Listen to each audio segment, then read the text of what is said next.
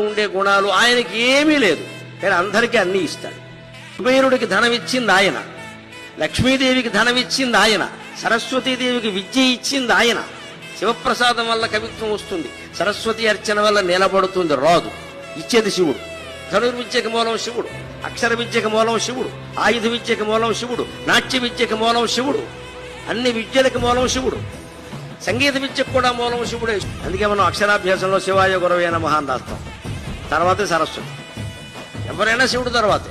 ఉండే గుణాలు ఆయనకి ఏమీ లేదు, కానీ అందరికీ అన్నీ ఇస్తాడు. కుబేరుడికి ధనం ఇచ్చింది ఆయన, లక్ష్మీదేవికి ధనం ఇచ్చింది ఆయన, సరస్వతీదేవికి విద్య ఇచ్చింది ఆయన. శివప్రసాదం వల్ల కవిత్వం వస్తుంది, సరస్వతి అర్చన వల్ల నిలబడుతుంది, రాదు. ఇచ్చేది శివుడు.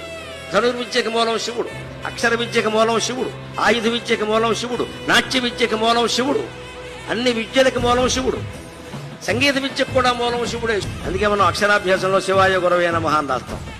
తర్వాతే సరస్వతి. ఎవరైనా శివుడు తర్వాతే.